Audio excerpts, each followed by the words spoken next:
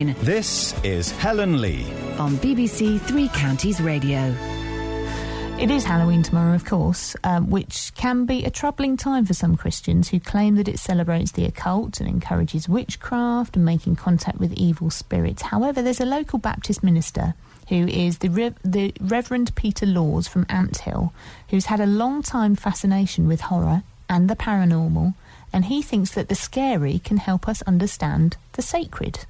Peter is on a quest to understand why so many everyday people love material that is spooky, macabre, and downright repellent. This fascination is not a recent thing, but it's been going on since time immemorial, really. I mean, this is part of the human condition, and so it's no surprise to see that it continues today. I mean, I think one of the reasons why people are fascinated by the dark side of life is kind of realism, that there is a dark side to life and that we don't feel that we can avoid it, that we don't want to run away and hide our heads in the sand. Death is real and the scariness of life is real. And so I think there are ways that human beings try to cope with these things, and sometimes to try and put them into forms that we can handle. And so fiction and film and festivals like Halloween and all these things can be like an interesting psychological theatre in which we try and domesticate that which freaks us out.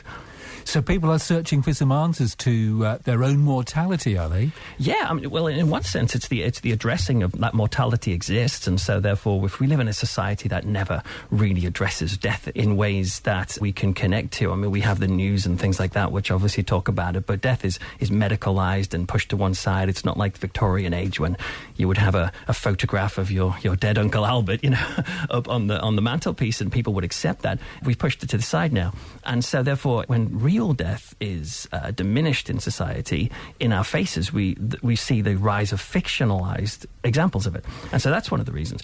But it's also people looking for a sense of hope. And that's why I think stories like ghosts and hauntings and Halloween and stories of the supernatural really do have a lot of currency these days. Meaning what? That they're harmless, or can they be dangerous? Well, actually, I mean, for me, I think fundamentally the story of the supernatural is a story of hope, because it's in the context of this realization that death exists. I know that Stephen King, the author who wrote The Shining, when Stanley Kubrick made the film out of The Shining, he contacted Stephen King and he said, don't you think ghost stories are inherently hopeful because they imply there's life after death? To which Stephen King replied, yes, but what about hell? I think that exchange demonstrates the two approaches to these things. For many people today, they're not coming from the point of view of a sort of classic Christian understanding of the world or heaven and hell and that sort of thing, but they have an inkling that maybe there is something else, and yet they are faced with the possibility that death could be just the end and there might be nothing else. And so exploring subjects like the supernatural and ghosts and the explosion of that sort of thing in culture, I think that represents a spiritual yearning in people. Because to me, even though it terrified me, right, if tonight I went home and I saw some sort of ghost clumping around on my stairs or moving items in my house, there would still be an inherent sense of hope in that experience, because I'd be thinking, wow, really, maybe there really is more to life than flesh and blood. But doesn't the Bible specifically warn against getting involved in the occult and in devil worship and making contact with the dead? Well, yeah, you're quite right. There are texts in the Old Testament particularly that talk about that. I mean, it's worth running alongside that as well, that there's plenty of texts in the Old Testament that we would disregard today. I mean, we would eat shellfish, we would not call for homosexual people to be stoned to death, those sorts of things. So there is a sense of, well, there's a potential of looking back on some of those texts with the light of modern times. However, I mean, it does seem to be quite clear. There's a suggestion in the Bible that we ought not to contact the dead. However, if you look at the Bible as a whole, not just at those texts individually, God does seem to have a habit of blurring the line between life and death. There's the story of Samuel. Well, in 1 Samuel, when Saul is struggling, dealing with a big sort of military battle the next day, and he calls on the ghost of Samuel to come back, and he consults a witch of Endor, and that whole thing is in there. And apparently Samuel appears, and there seems to be a precedent that God allowed the ghost of Samuel to return. There's the Transfiguration where Jesus hangs out with Moses and Elijah, and you're like, well, hang on, these guys have been dead for a while. And some people say Elijah, well, he was not dead because he just sort of went up to heaven, but Moses definitely died, because it talks about how God buried him, actually found a burial plot for him. So there's precedent for this happening. I mean, even in modern day, thinking about authors like C.S. Lewis, who believed the presence of his wife Joy was still present with him. And then after that, the Bible translator J.B. Phillips, who claimed to have had a vision or an encounter with C.S. Lewis's ghost. And these are, in some ways, really titans of, particularly Lewis, of Christian culture. And yet people don't dismiss them because they were open to the idea that there may be these blurry lines between life and death, and that God may sometimes allow the dead to contact the living. Now, don't get me wrong, that doesn't mean that I'm fully paid up on whether or not ghosts are real, but I think God has left it tantalizingly grey, and still, for me, it is a fundamentally hopeful topic to think that if a ghost exists, that implies that maybe there is life after death. And so that is just fuel, I think, and more evidence that God exists. But frankly, I think on the opposite end, some people who want to try and outlaw interest in these things are so relentlessly rational that they're ignoring a genre, let's say horror movies or ghost stories, and they're ignoring a genre that actually is one of the few that takes the supernatural seriously. I've met countless Christians who would say to me I shouldn't watch Dracula or I shouldn't enjoy a ghost story, and yet would tell me, so you should watch a film like, I don't know, The Bucket List, the one with Jack Nicholson in, which is about him trying to get the best out of life before he dies. But a film like The Bucket List doesn't really explore the big questions of life after death. It explores dealing with death, and that's an important subject. But for me, I'm thinking, well, hang on a minute, I don't just want to deal with death, I want to explore the subject of life after death. And these things like Halloween and the supernatural, they directly deal with these subjects. Across beds, hearts and bucks. This is BBC Three Counties Radio. Sunday Breakfast with Helen Lee. Now let's hear more from the fascinating Rev Peter Laws, who's a Baptist minister from Ampthill. Now he's researching a book about why people are drawn to the macabre, to horror films, to scary experiences and the paranormal. Now, many Christians say Halloween encourages people to get into paganism, into the occult, and it celebrates the supernatural. That's one of the common things. We shouldn't celebrate Halloween because it has this sort of pagan origin. And I can understand why they may struggle with that. I would say, well, okay, well, are you going to be consistent and apply that to the Olympics, which has a pagan origin? When you look back at how the Olympics began, it was a sort of celebration of the Greek gods, as it were. And I've never had somebody come to me and say you shouldn't go to the Olympics as a Christian because it's in some way you are subconsciously worshipping Zeus or something like that.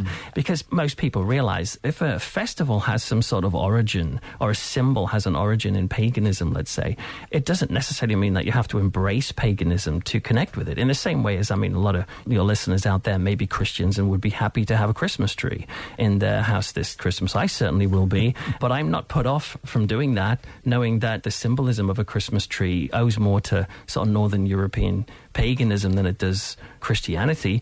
But also there's a view that Halloween is terrible for children. That's often cropping up all the time, really, that Halloween is something that is too bad because it makes children frightened. And I think if we're trying to hide children from fear and monsters and being freaked out and spooked, personally, I think we're fundamentally misunderstanding children. There may well be a lot of children out there who do not ever like to have the thrill of fear. But most children I meet, when their mums or their dads, when they're little kids, they'll chase them around the house and go, I'm after you. There is something delightful about that. There's something life-giving and adventurous about it. And this continues. If you look at horrible histories, for example, why is that so popular? It's because they accentuate the dark side of history and suddenly children are interested. So as a Christian and as an ordained minister in the Baptist Church then, Peter, is there a positive side to Halloween? Because you've written something called Where the Sacred and the Scary Meet. Yeah, I think there is a positive side to this. It's something I'm exploring at the moment where I'm writing a book called The Frighteners for Icon Books, and that is asking why society is drawn to macabre and spooky and freaky entertainment. And I think something like Halloween does have a positive side. On one sense, like I've already mentioned, it reopens the possibility of the supernatural. And in a world that is relentlessly disenchanted, and many people, would think, oh, well, I can't possibly believe in something that's beyond flesh and blood because I'm an idiot if if I do, because sometimes the rhetoric from culture is that you're an idiot if you believe in anything like that. I think these sorts of films and stories like whisper to us very gently, maybe it's okay to be enchanted again. Maybe there is the possibility of something beyond flesh and blood. And when you became a Christian and when you were going through your ordination training, and now you're a fully paid up member, if you like, of the Baptist Union, have you encountered lecturers, other pastors and ministers who've said, be wary, Peter, if you dabble in this kind of stuff, it can hook you in without you realising it, and it can maybe draw you away from the true Christian path of being a follower of Jesus? Absolutely. I've had that a lot. And one example would be when I was training as a minister in Spurgeon's College in London, there was a moment where somebody came in, and it was a man who was talking about tarot cards and how there are Christian symbols in tarot cards, and he was going to be at pagan festivals and those sorts of things and psychic fairs to try and point out the gospel messages, as it were, behind tarot cards. And he brought a pack of the tarot cards in to us tradie ministers and passed them around the room. I vividly remember how basically almost 90% of the ministers in that room would not touch the card as it came past, and each card was passed out, and they wouldn't touch it because they felt, and some complained afterwards, because they felt that it was a spiritual power tool that was sitting there that could potentially infect them or have this scary power, this satanic power. For me, I was thinking, I don't know if that's the right way of looking at this. I don't think Jesus would be running out screaming because someone brought a tarot card in. Even if a tarot card reader was there, I think Jesus would be sitting alongside them and chatting to them. I picked up those tarot cards looking for these symbols, and I found them, these Christian symbols in it. But for me, the principle was more, who was glorifying the devil more in that moment? Was it the people who were basically saying, oh my word, the devil is behind every bush and he's going to cause me to not only not get a parking space today, but he's going to cause, international crisis and all these sorts of things? Or is it to say maybe the devil is not quite as powerful as we make out? One of the interesting things about the early days of Halloween, for some of the people celebrating it, including some of the early Christian believers who might have done like All Hallows Eve and All Saints Day and that sort of thing, it was an opportunity in some ways to laugh in the face of death and to mock the potential of supernatural evil, to say, you know what, let's just dress up as devils and monsters and party around and basically show that this is not something that's going to ruin us because God is bigger than this. So your mission is to further understanding, to maybe make people feel less trapped by the occult, or certainly less fearful of it, and maybe then to lead them to a different kind of supernatural belief. Yeah, in some ways. I'm not on like a rescue mission to swing in on a rope and say, come on, let's collect all the people who are interested in dark things and I will swing you out to the light. I think that would be to deny a part of humanity that doesn't go away. Many Christians out there have a morbid streak. They will hear stories from the Old Testament of people having pegs hammered through their heads, or they will listen to ghost stories or whatever and be enthralled by these things. And I think to deny this stuff is to deny part of humanity. And so for me, there are people out there who do not have what, there's an author called Lind Hatcher and he calls it the spooky gene. There are many people out there who do not have the spooky gene, and I'm not in any way trying to convert someone out there to start watching horror movies or to celebrate Halloween. And indeed, if people are out there and their children don't like Halloween and find it scary, then keep them out of it. But I'm interested in those people who have a draw to it, because I think what they're drawn to is perhaps in some way what I was drawn to when I first started being interested in these things. It was a muddled approach to a divine experience, to actually meeting God himself. But what started that was watching films like The Exorcist or whatever that came to me and dragged me out of my chair and said, what happens if there is more to life than just flesh and blood? And that's ironically what started me on a journey towards this stuff. I don't think I have the scary gene, to be honest with you. That's Rev Peter Laws, a Baptist minister from Ampthill. You can hear his podcasts, watch his videos, and discover more about his work and beliefs by going to his website, which is peterlaws.co.uk. And his first novel, Purged, will be published in February. On FM, AM, digital and online. This is Helen Lee on BBC Three Counties Radio.